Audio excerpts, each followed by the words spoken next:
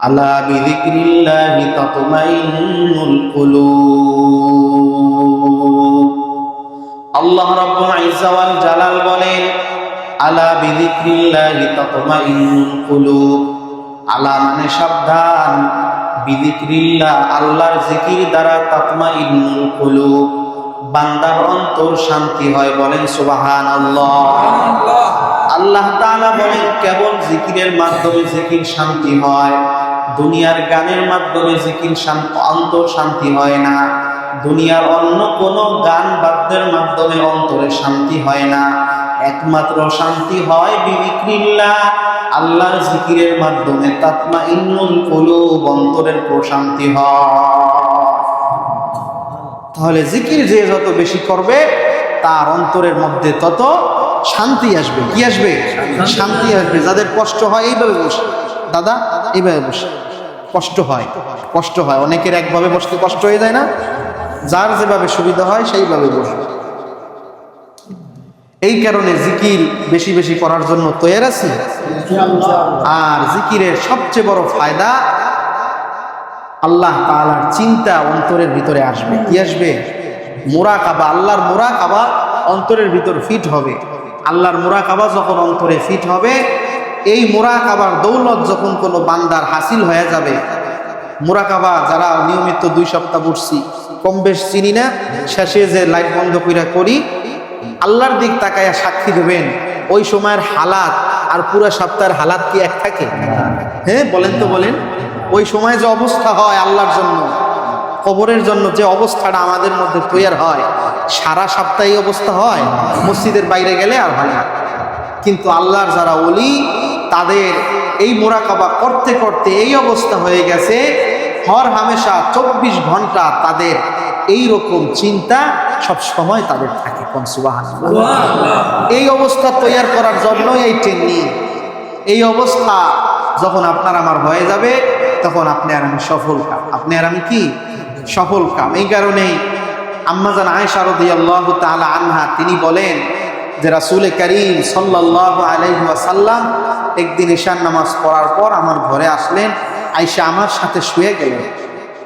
শোয়ার পর একটু পরে আল্লাহর নবী বললেন, আয়েশা তুমি ঘুমাও, আমি এখন ঘুমাবো না, আমার আল্লাহর দরবারে আমি হাজিরা দেব। সুবহানাল্লাহ।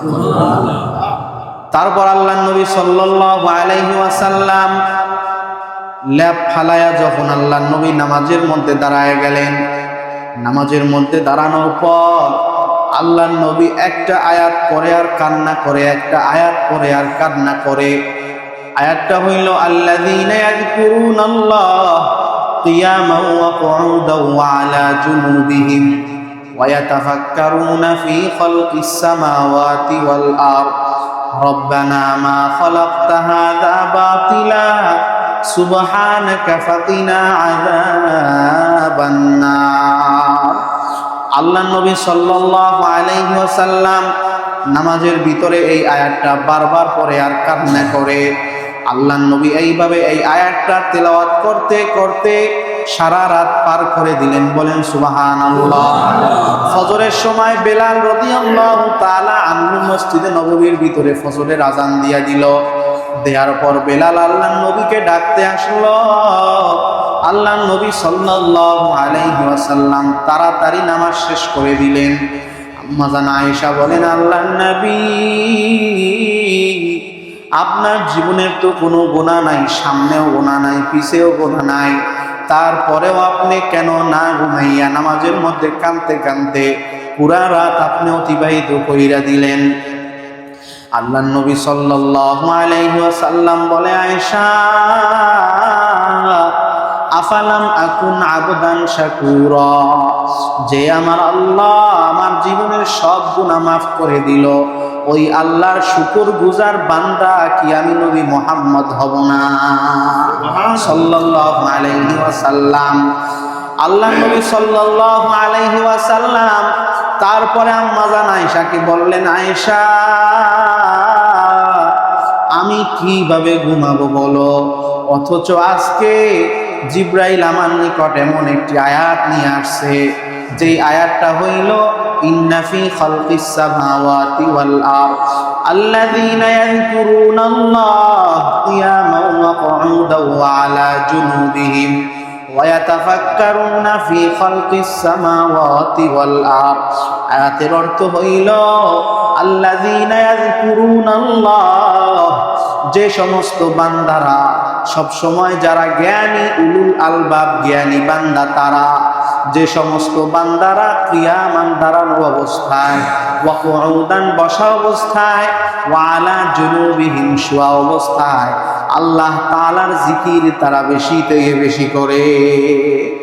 ওয়া ইয়াতাফাক্কারুনা ফি খালকিস সামাওয়াতি ওয়াল আরদ, এবং তারা শুধু জিকির করে না, তারা সব সময় আল্লাহর সৃষ্টি নিয়ে তারা বেশি থেকে বেশি চিন্তা ফিকির করে। এই চিন্তা ফিকির করার নাম হইল মুরাকাবা। কি বলেন? মুরাকাবা। আল্লাহ তাআলা বলে তারা জ্ঞানী, তারা জ্ঞানী যারা সব সময় আমি আল্লাহর জিকির করে, আর যারা বেশি থেকে বেশি আমার আল্লাহর সৃষ্টি নিয়ে সৃষ্টি করে, চিন্তা করে, চিন্তা ফিকির করে। আর কি করে? ওয়া ইয়াতাফাক্কারুনা ফি খালকিস সামাওয়াতি ওয়াল আরদ। আর ওই বান্দারা বলে রব্বানা মা খালাকতা হাযা বাতিলা। ওই বান্দারা বলে আল্লাহ, তুমি এই দুনিয়াতে কিছু অনর্থক বানাও নাই। ও আল্লাহ, তুমি কিছুই তুমি অনর্থক বানাও নাই। আয় আল্লাহ পাক রব্বুল আলামিন, তুমি দুনিয়ার জমিনে তুমি গাবি সৃষ্টি করছো, গাবি বানাইছো দুধ খাওয়ার জন্য। আয় আল্লাহ পাক রব্বুল আলামিন, একটা গাবি যখন তার বাচ্চা হয়, বাচ্চা যখন দুধ চায়, মালিক গাবিটাকে টান দিয়া বাচ্চার মুখ থেকে নিয়ে আসে। নিয়ে আসার পর সেই বাচ্চা কান্না করে। আপনি আমি মানুষ হইয়া সেই কান্না বুঝতে পারি না, কিন্তু আমার আল্লাহ, গাবিটার জবান নাই, সে মানুষের মতো বলতে পারে না, কিন্তু গাবিটা তার সন্তানকে বলে, সন্তান তুমি কান্দো না, আমাকে আল্লাহ তাআলা বনি আদমের খিদমতের জন্য বানাইছে। বনি আদম মানুষ দুধ খাওয়ার পরে যা বাঁচবে তাই তুমি খাবা। এই কারণে আল্লাহ তুমি গাবিটাও দুনিয়াতে অনর্থক বানাও নাই। আল্লাহ পাক রব্বুল আলামিন, দুনিয়াতে তুমি হাতি সৃষ্টি করছো। হাতি এত বড় জানোয়ার, সে তো কিছুই দেখতে পারে না। সে যে কত বড় জানোয়ার, সে যদি তার নিজেকে সে চিনতে পারতো, তাহলে আমাদের মতো ছোট মানুষ তার উপর উঠতে পারতো না। ঠিক কিনা বলে? একবার যদি হাতি বুঝতে পারতো যে আমার শরীরটা এত বড়, তাহলে মানুষ আমরা যদি উঠতাম একটা আছাড় দিয়ে মেরে ফেলতো। ওই সমস্ত বান্দারা জ্ঞানী, যারা সব সময় জিকির করে আর আল্লাহর সৃষ্টি নিয়ে চিন্তা করে, আর বলে আল্লাহ রব্বানা মা খালাকতা হাযা বাতিলা। আয় আল্লাহ, তুমি কিছুই অনর্থক বানাও নাই, কিছু অনর্থক বানাও নাই। খাতিনা আযাবান নার। আয় আল্লাহ, জাহান্নাম থেকে আমাদেরকে মুক্তি দাও। বলেন আমিন। এরা হচ্ছে জ্ঞান, এরা হচ্ছে কি? জ্ঞান। তাহলে জিকির যারা বেশি করবে, আল্লাহর সৃষ্টি নিয়ে যারা বেশি চিন্তা করবে, করবো তো ইনশাআল্লাহ। আল্লাহ রাসূল সাল্লাল্লাহু আলাইহি ওয়াসাল্লাম হাদিসের ভিতরে বলেন, মা মিন মাজলিসিন ইয়াযকুরুনাল্লাহ। দুনিয়ার জমিনের ভিতরে যখন বান্দারা যখন জিকির করার জন্য গোল হয়ে বসে যায়, ইয়াযকুরুনাল্লাহ, জিকিরের জন্য যখন বসে, তখন ইল্লা ইউনাদি মুনাদিন, একজন ঘোষণাকারী তখন ঘোষণা করতে থাকে। আসমান থেকে একজন ঘোষণাকারী ঘোষণা করতে থাকে আর বলে, কুমু মাগফুরাল লাকুম, তোমরা তোমাদের মজলিস থেকে তোমরা মাগফুরাল লাকুম, তোমরা নিষ্পাপ শিশুর মতো উঠে যাও। আল্লাহ নবী বলেন, এবং সেই ফেরেশতা বলতে থাকে, ওয়াকাদ বুদ্দিলাস সাইয়্যাতিকুম হাসানাত, তোমাদের গুনাহ শুধু মাফ হয় না, ওয়াকাদ বুদ্দিলাস সাইয়্যাতিকুম হাসানাত, বরং তোমাদের গুনাহগুলোকে নেকি দ্বারা পরিবর্তন করে দেওয়া হয়েছে। আল্লাহ রাসূল সাল্লাল্লাহু আলাইহি ওয়াসাল্লাম অন্য হাদিসের ভিতরে বলেন, আল্লাহর নবীর বিখ্যাত সাহাবী আবু হুরায়রা রাদিয়াল্লাহু তাআলা আনহুর বর্ণনা قال رسول الله صلى الله عليه وسلم لا يقعد قوم يذكرون الله إلا حفتهم الملائكة وغشيتهم الرحمة ونزلت عليهم السكينة وذكرهم الله في من عنده আল্লাহ রাসূল সাল্লাল্লাহু আলাইহি ওয়াসাল্লাম বলে, যখন দুনিয়ার জমিনে কয়েকজন বান্দা জিকির করার জন্য বসে যায়, হাফাতহুমুল মালাইকা, বসতে দেরি হয়, আল্লাহর ফেরেশতারা তাদেরকে বেষ্টন করতে দেরি করে না। তারপর আল্লাহ রাসূল সাল্লাল্লাহু আলাইহি ওয়াসাল্লাম বলে, ওয়াগাশিয়াতহুমুর রাহমা, ওই সমস্ত বান্দাদেরকে আমার আল্লাহর রহমত দ্বারা ঘিরে রাখা হয়। নাযালাত আলাইহিমুস সাকিনা, শুধু তাই নয়, ওই সমস্ত বান্দাদের উপর আল্লাহর জান্নাত থেকে সাকিনা অবতীর্ণ হয়। মাস সাকিনা, সাকিনা কাকে বলে? সাকিনা হইল অন্তরের শান্তি। ওই বান্দার অল্প টাকা থাকলেও তার মতো শান্তি আর কাহারও নাই। ওই সাকিনা দান করে কিসের বদৌলতে? জিকিরের বদৌলতে। এরপর ওই ফেরেশতারা ওয়ানাজালাত আলাইহিমুস সাকিনা ওয়া যাকারাহুমুল্লাহু ফী মান ইনদা, ওই সমস্ত বান্দাদেরকে আল্লাহ তাআলা ফেরেশতাদের মজলিসের মধ্যে স্মরণ করে। কোন সুবহানাল্লাহ। আল্লাহর নবী সাল্লাল্লাহু আলাইহি ওয়াসাল্লামের অন্য হাদিসে কুরসি আল্লাহর নবী সাল্লাল্লাহু আলাইহি ওয়াসাল্লামের মাধ্যমে আল্লাহ তাআলা বলে, ইদা যাকারানি আবদি, যখন কোনো আমার বান্দা কোনো দুনিয়ার মজলিসের মধ্যে আমাকে স্মরণ করে, ইদা যাকারানি ফি নাফসি, যখন কোনো বান্দা মনে মনে আমি আল্লাহকে স্মরণ করে, যাকারতুহু ফি নাফসি, তখন আমি আল্লাহর কুদরতি অন্তরের মধ্যে ওই বান্দাকেও আমি স্মরণ করি।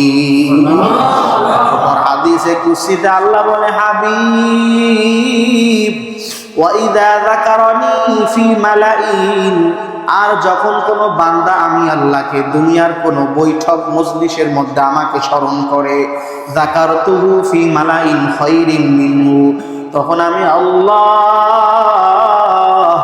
ওই বান্দাদেরকে তাদের দুনিয়ার ওই মাহফিল থেকে, বৈঠক থেকে আমি আল্লাহর আসমানের দামি বৈঠকের মধ্যে ফেরেশতাদেরকে নিয়ে স্মরণ করি।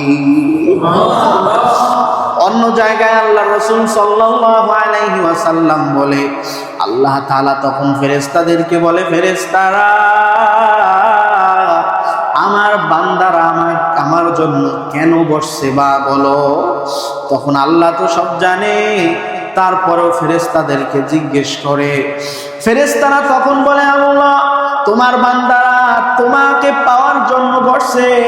আল্লাহ তাআলা তখন বলে, তারা কি আমাকে দেখছে নাকি? তখন ফেরেশতারা বলে, লা লা লা, আল্লাহ, তোমাকে তোমার বান্দারা জীবনেও দেখে না। আল্লাহ তাআলা তখন বলে, ফেরেশতারা, তোমরা সাক্ষী থাকো, যেই বান্দারা আমি আল্লাহকে না দেখিয়া, তারপর আল্লাহ তাআলা ফেরেশতাদেরকে বলে, তারা জান্নাত দেখছে নাকি? ক্বালু লা, তখন ফেরেশতারা বলে, না, তারা জান্নাত দেখে নাই। আল্লাহ তাআলা তারপর বলে, আমার এই বান্দারা জাহান্নাম দেখছে নাকি? ফেরেশতারা বলে, লা, আল্লাহ, না, দেখে নাই। তারপর আল্লাহ তাআলা বলে, ইশহাদু, তোমরা সাক্ষী থাকো, আমার যেই বান্দারা আমি আল্লাহকে না দেখিয়া, দুনিয়ার জমিনে আমি আল্লাহকে না দেখিয়া, আমি আল্লাহর জান্নাত না দেখিয়া, আমি আল্লাহর জাহান্নাম না দেখিয়া, পরকালের মুক্তির আশায় আমি আল্লাহকে পাওয়ার জন্য যারা জিকিরের মজলিসের মধ্যে বসলো, তোমরা তাদেরকে জানায়া দাও, কুমু মাগফুরাল লাকুম, তোমাদের সমস্ত গুনাহ আমি আল্লাহ মাফ করে দিলাম। ওয়াকাদ বুদ্দিলাত সাইয়্যাতিকুম হাসানাত, তোমাদের সমস্ত গুনাহ আমি আল্লাহ তাআলা নেকি দ্বারা বদল করিয়া দিলাম। আল্লাহ রাসূল সাল্লাল্লাহু আলাইহি ওয়াসাল্লাম অন্য জায়গার মধ্যে বলেন, قال رسول الله صلى الله عليه وسلم مفاتيح الجنة أن تشهد أن لا إله إلا الله। জান্নাতের চাবি হইল বেশি থেকে বেশি আন তাশহাদা, এই কথার সাক্ষী দেওয়া, লা ইলাহা ইল্লাল্লাহ। এই লা ইলাহা ইল্লাল্লাহ যারা বেশি বেশি বলবে ওই সমস্ত বান্দাদের জন্য কাল কিয়ামতের ময়দানে জান্নাতের সমস্ত দরজা তাদের জন্য খোলা থাকবে। জান্নাত কি একটা? জান্নাত একটা। জান্নাত একটা। জান্নাত অনেকে শুনি জান্নাত অনেকগুলা, না, জান্নাত একটা। জান্নাতের ভিতরে স্তর আছে। কি আছে? স্তর আছে। কুটালিপাড়া জায়গার দাম আছে বেশ কম, আছে না? পশ্চিম পাড় 0 পয়েন্টে যে জায়গার দাম এইখানে সেই দাম, বেন্নাবাড়ি সেই দাম, দেওপুরে সেই দাম। জান্নাতেরও স্তর আছে। আল্লাহ রাসূল সাল্লাল্লাহু আলাইহি ওয়াসাল্লাম এই কারণে বলেন, যখন তোমরা ইদা সাআলতুমু, যখন তোমরা জান্নাত চাবা, ফাসআলু আল জান্নাতাল ফিরদাউস, তখন তোমরা জান্নাতুল ফিরদাউস চাবা। বলেন সুবহানাল্লাহ। কারণ জান্নাতুল ফিরদাউস হচ্ছে সবচেয়ে উঁচু মানের জান্নাত। আল্লাহ তাআলা আমাদের জিকিরের ওসিলায় আমাদের গুনাহ মাফ করিয়া জান্নাতুল ফিরদাউস দান করুন, বলি আমিন। এই কারণে জিকির বেশি বেশি করব তো ইনশাআল্লাহ। জিকির যখন বেশি বেশি করব তখন কি হবে? জিকির বেশি বেশি করার কারণে অন্তরের ভিতরে এমন নূর পয়দা হবে, যেই নূর সমস্ত আম্বিয়ায়ে কেরাম এই নূর আল্লাহ তাআলার কাছে চাইছে। কি চাইছে? নূর চাইছে। এই নূর আপনাকে আমাকে আল্লাহ তাআলা দিয়া দিবে। যদি কষ্ট হয় তো ফাঁকা ফাঁকা হয়ে বসে, কারেন্ট নাই, বিদ্যুৎ নাই, বুঝতেছে আপনাদের কষ্ট হইতেছে, এই কষ্টের মাধ্যমেই মিষ্টি ফলবে। প্রত্যেকটা সেকেন্ডে আল্লাহ তাআলা নেকি দান করবে। এক নেকি 10 গুণ। আল্লাহ তাআলার অভ্যাস হচ্ছে মান জা বিল হাসানাতি ফালাহু আশরু আমসালিহা। আল্লাহ তাআলা 1কে 10 বানাই দেন, 1কে 10 বানাই দেন, 10কে 70 দিয়ে গুণ দেন, 700 গুণ পর্যন্ত সওয়াব আল্লাহ তাআলা দিবেন।